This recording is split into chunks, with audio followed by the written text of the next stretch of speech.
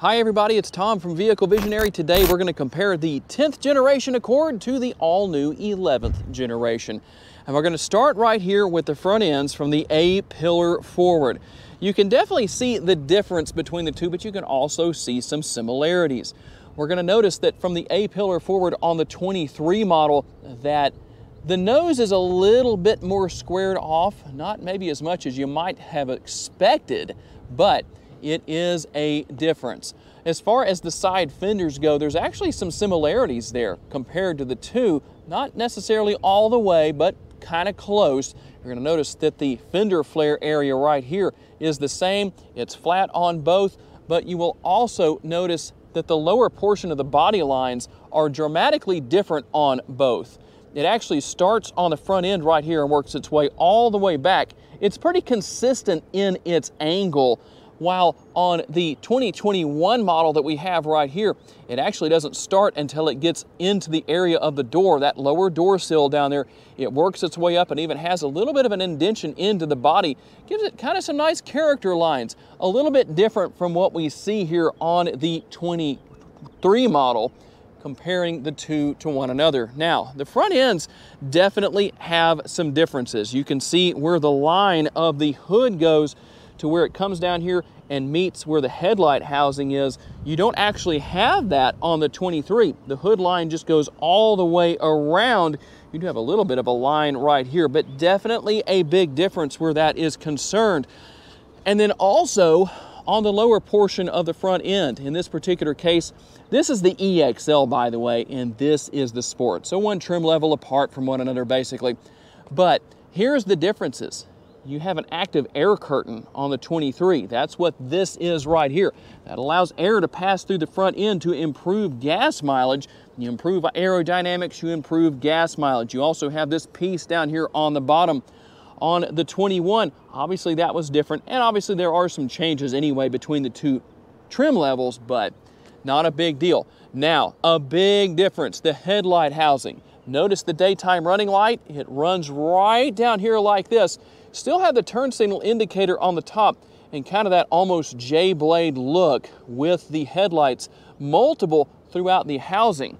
That's gone on the 23 model. We don't see the same design here on this 23. Do still have the turn signal indicator built in up here, but you also have that working in conjunction with the daytime running light as well. So that's going to be a big difference. Then the front grille. On the 21 model, the 10th generation, you can see that there's really no body going through the middle. It's all grille right here pretty much, compared to what we see, and we also don't have this piece anymore. Tell me what you think about that. No longer here on the 23 model, and then you can see that we do have quite a pronounced part of the front end going all the way through here with the body color. The size of the grille has changed. You have the upper and the lower grille here, and obviously the overall design of the lower spoiler here has changed. Instead of having kind of a bit of a stop here, it comes to a point right here, but then there's nothing here. You do have more up here on the top, but on this model here on the 23, it goes consistently from one side to the other. And when it comes to the side view mirrors, well, the side view mirrors on this 23 are actually smaller, a little more narrow than what we have on the 21 model that's right across from us right here. Kind of hard to tell the difference no matter what angle we look at, but there are some differences there. I have to say this has a little bit more of an elegant look, but one thing that is somewhat consistent, the design of the windows and the trim work around both. Let me show you what some of the differences are at the same time. The biggest difference is going to be seen in this area with your quarter window.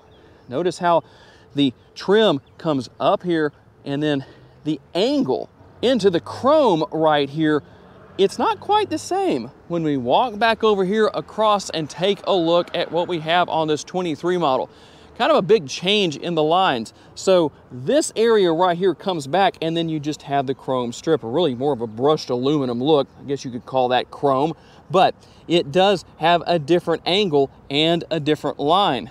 One thing that is the same on these two models has to do with cargo capacity. Both come in at 16.7 cubic feet. And the difference in the rear is going to be pretty obvious from this angle.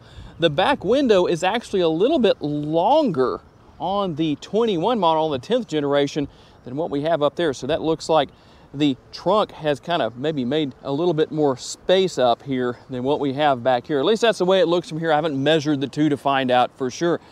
But the biggest and most obvious difference on the rear of the vehicle is going to be seen with the tail lights. Gone is that stapler look light right there. We have a completely different view here, completely different look from what we had with the previous generation. Tell me what you think about that. This light is a little bit bigger, a little more pronounced, actually goes a little further into the bodywork as opposed to what we have right here.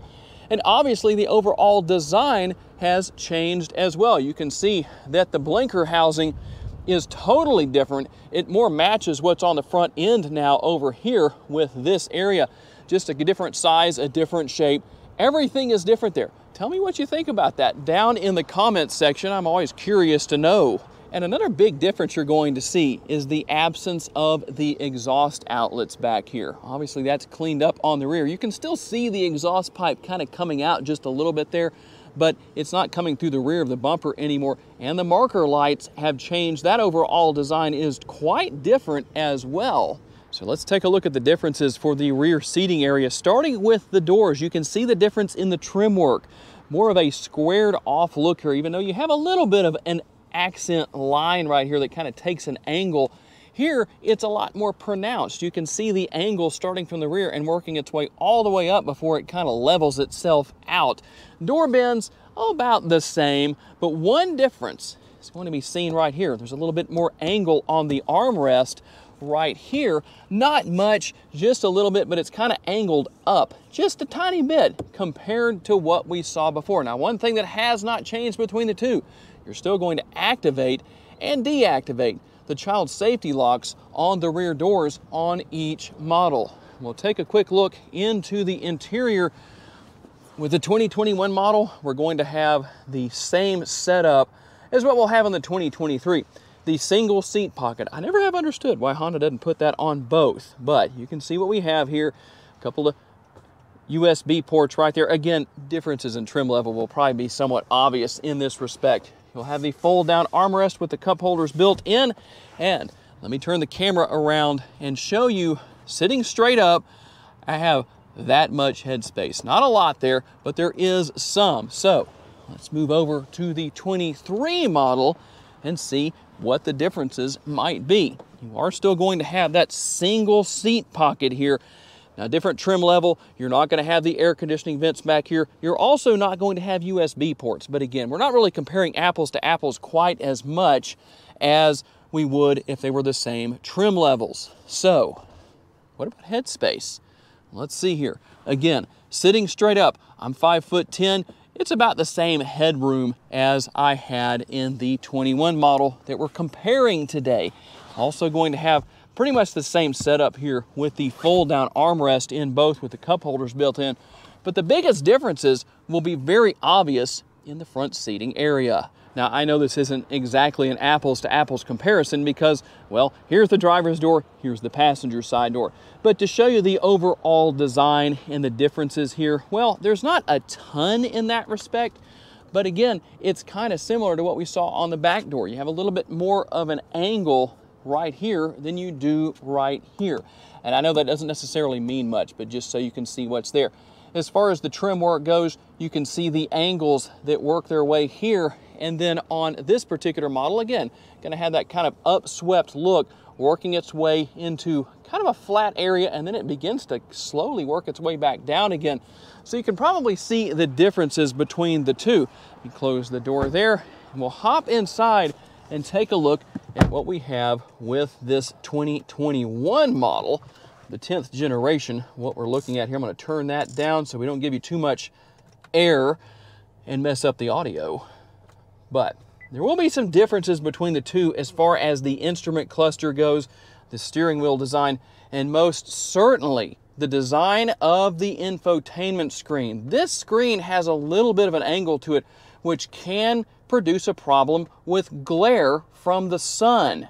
That's going to be the biggest difference I think we'll see overall, but you'll definitely see some differences as far as the design of the air conditioning vents, the dashboard. You don't have this trim work on the other Accord that we're looking at, and we'll just take a look right now and see what the differences are. So I'm going to reach up here and hit the push button ignition, start everything up, and we'll start by looking at what we have here as far as our new instrument cluster goes. You have the car. If you turn the headlights on, you have that little cartoon of sorts down there. You can see the lights shining forward. It lets you know that your headlights are on. Not that you wouldn't know that anyway, but if they were on during the day, it would help, right? And you didn't want them to be, well, that would help you to know. So a different design there. The design of the steering wheel also changing to a large degree. And the biggest thing that I think has changed here, you have the different design here as far as how the infotainment screen is set up with the dashboard. Notice the angle has changed. You're not going to have that problem with glare from the sun that you had in the past. I think that's a positive change. Obviously, kind of similar but not identical to what we saw with the 11th generation of the Civic and the changes there with that kind of honeycomb design. Not identical, like I say, but the differences are there. You don't have that trim piece here anymore. Seats are good and comfortable in both cars, but obviously some changes there as well. And then when we look here, we've got some changes with the air conditioning vent, with what we have as far as our shifter goes. Are you glad there's no push button shifter? Tell me what you think about that down in the comments section. And then obviously you have everything here for econ mode, auto stop start feature off. You know what all is here. But overall, those are basically the biggest changes you're going to find between the two 2023 or 11th generation of the Accord and the 10th generation. The one thing I haven't touched on a lot, because it's not so much cosmetic related, is the difference in available powertrains. Obviously, with the 23, it's more focused on hybrid technology than what we saw with the 10th generation, and gone is the 2-liter 4-cylinder turbocharged engine, that 252 horsepower motor that so many of you like to have. But now it's your turn to talk. Now that you've seen the side-by-side comparison, tell me what you think. Which one do you like more? Tell me why you choose the model that you do. Maybe you have some pros and cons to throw out there from one to another. You might like something with the 23 that you didn't like with the 22 and earlier, the 10th generation, or vice versa. Always curious to know what your thoughts are. Gotta say a special thanks to my friends at Holmes Honda for loaning me both of these Accords to show you today and do the side-by-side comparison. I also want to thank all of you for being kind enough to give me the opportunity to give you a vision for your next vehicle. If you enjoyed this video and want to learn about other vehicles you may wish to consider purchasing, check out the video that's on the screen right now, and I'll see you there.